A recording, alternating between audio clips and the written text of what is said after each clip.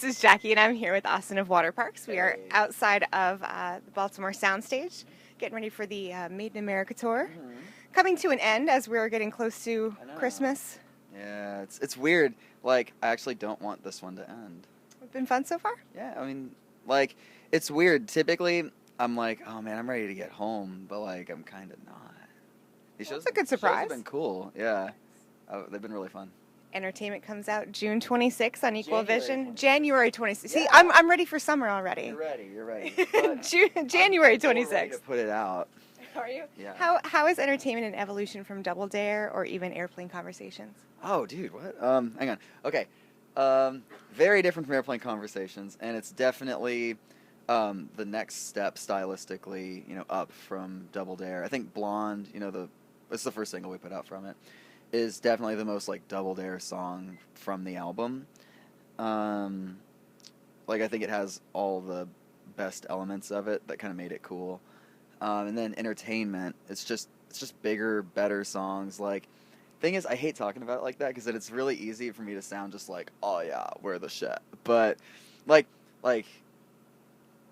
I showed like half of it to Carter from Chapel, one of the opening bands, and he's just like, I want him to come in here and describe it because it's just like, he was just saying, it's like there's like a very clear growth, and like every single part feels like it's completely needed, and it's all hooky, and it's all just like very, like, the songs are just bigger than before. Dude, see, it's so easy to sound like totally cliche when you talk about this. It's better. It's better. I like that. So how is Blonde representative of the album's overall sound? It's not really that much. Like I said, it's more like Double Dare. It's like most of those songs put together into one. I think it's either the second most like kind of hard or like punky or whatever one on there, because I'd say there's maybe like 3 songs that are kind of like that, and that's one of them. So. And who came up with the treatment for the video? And how's your hair? Your hair looks good today. Thank you. I just washed it yesterday. Shout out. The video idea was just like, okay, because video ideas never sound cool when you just say the plot. They never do. Like, so with this, it was like I'm surprised management, like the label and everyone, are just like, okay, when we send a mix, it's like, all right, look, I want it to be like super aesthetically driven. I want it to be like really pretty. I want to have this kind of background, this and this. We'll have like performance shots. I want like a fishbowl in mind, and we're gonna give people haircuts, and turn them blonde. And they were like, sure, let's do it. Yeah. They did. Mm-hmm. And it looks cool, it so does look cool. yeah. What role do you see music videos having in 2017 and 18? Well, I mean, everything's internet driven, so I mean, it's hard to say. Let me think. I want to think on that for a second, because that's a good question.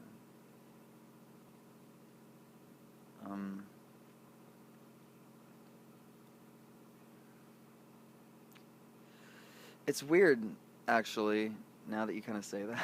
Do you think kids are likely to go to YouTube first or go to like a streaming site and listen first? That's what I was getting at, is I think they're more likely to go to a streaming site. Because, I mean, like, if I'm curious about somebody and I'm like in my bunk over there after the show and everything, I'll just be like, and I'll go on Apple Music or Spotify or whatever and, dig in that way. I mean, if I'm invested, I'll be like, all right, let's go check out the visuals.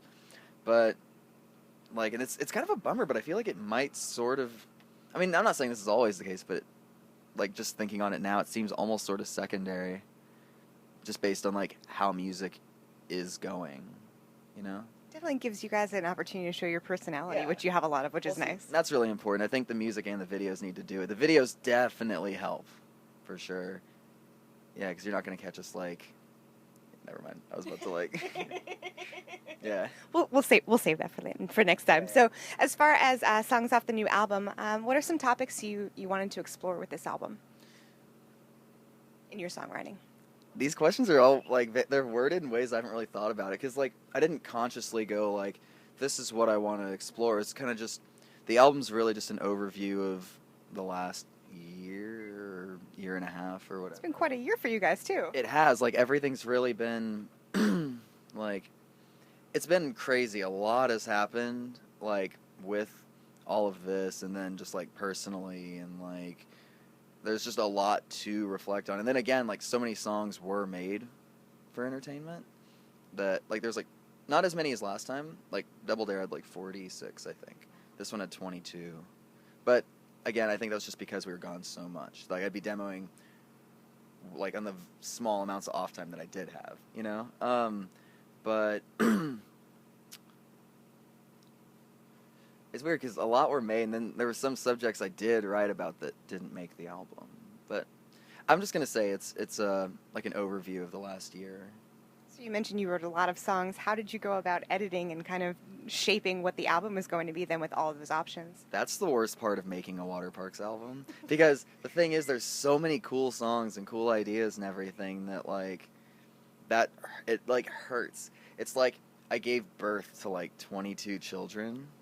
That does sound painful. And then they're like, you can keep 10. I was like, oh, God. And, like, it stings and it sucks. And you see their little faces staring at you. Not tight.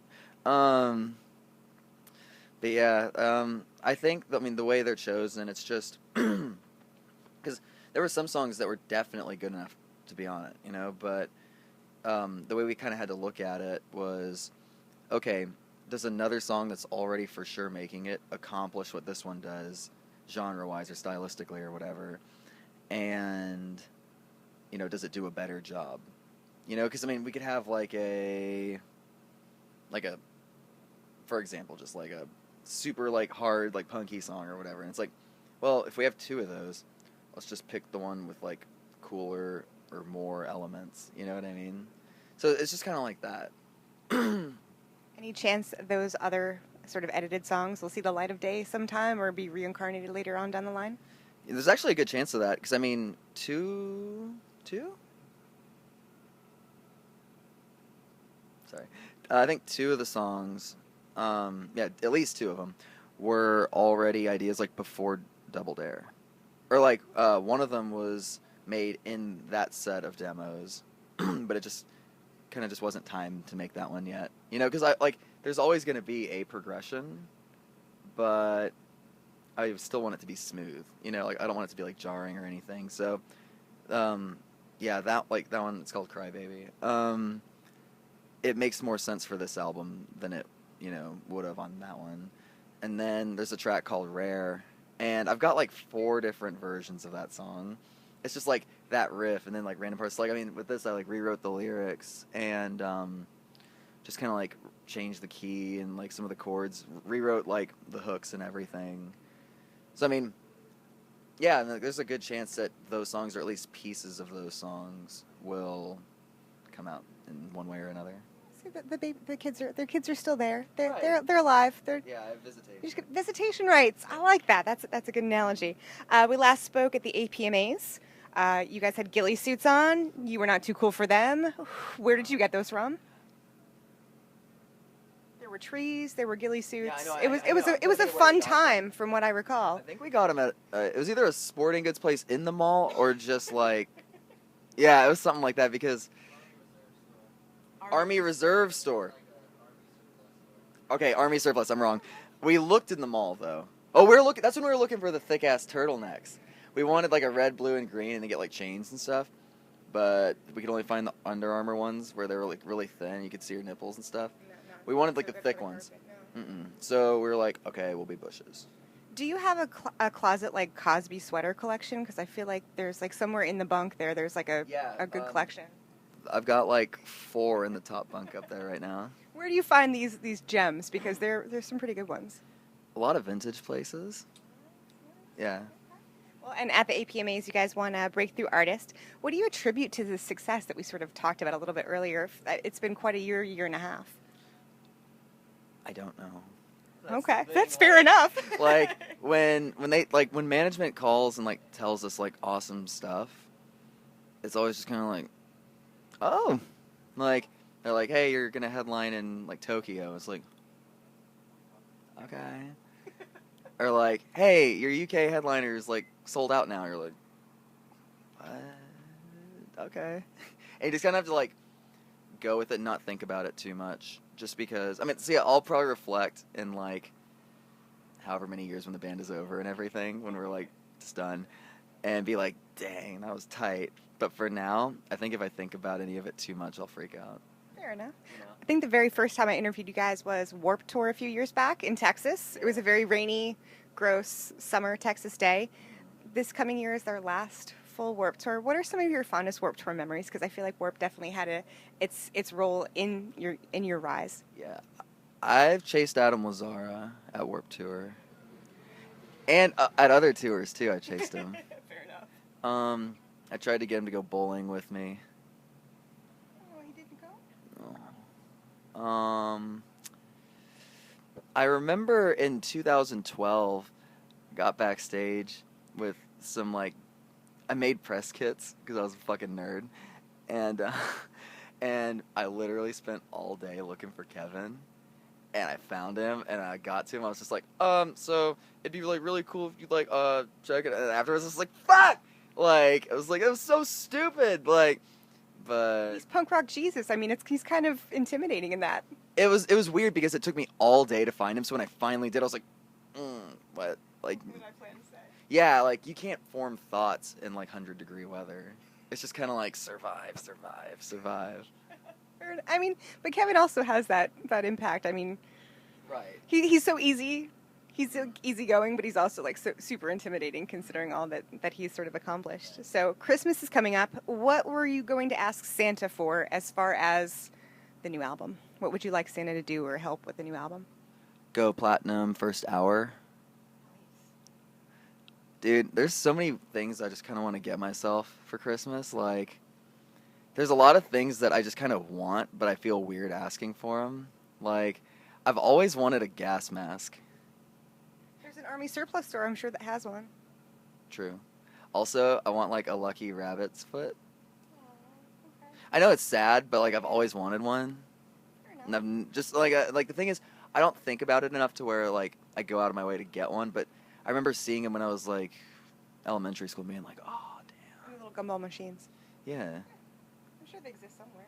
they do, for sure. Wait, do you think they're, like, real? There might be some that are real, but there's got to be some that are fake. Like, they're just like, I somebody's wrapping those with some faux, Yeah, I'd feel kind of messed up, actually, having a foot. Sorry, yeah. What's it? So focusing back on the album now, because it's coming out in January, by the way, January 26th. What's something that fans won't either recognize or know right away from listening to the album that might be kind of like a little secret bit of information, or maybe a song that might not come out as a single, but you really want them to listen to? Thing is, most of them could be singles, depending on the market they were put out in, you know. But I'm really excited for people to hear this one called Tantrum, because I write a lot of songs like that, where kind of just kind of go off about things, and it's really fun. But the thing is, if we used all the ones that I wrote, we would just sound like a really salty, shitty, angry band. But I'm excited for that one. I mean, I want everybody to hear all of them.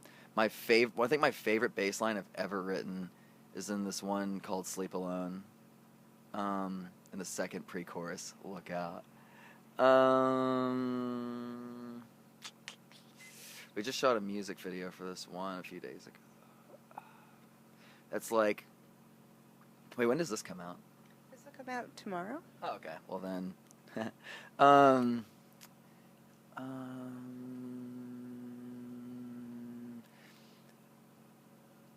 another Carter from Chapel observation. It's more synthy. It's like more like keyboards and everything, which is cool. I got to do a lot of that. Yeah. So 2018 is already shaping up big. You're heading overseas. What else? Any other plans that you can reveal? Yeah, dude, we're going overseas like so much, and yeah, I think we're basically touring like all year.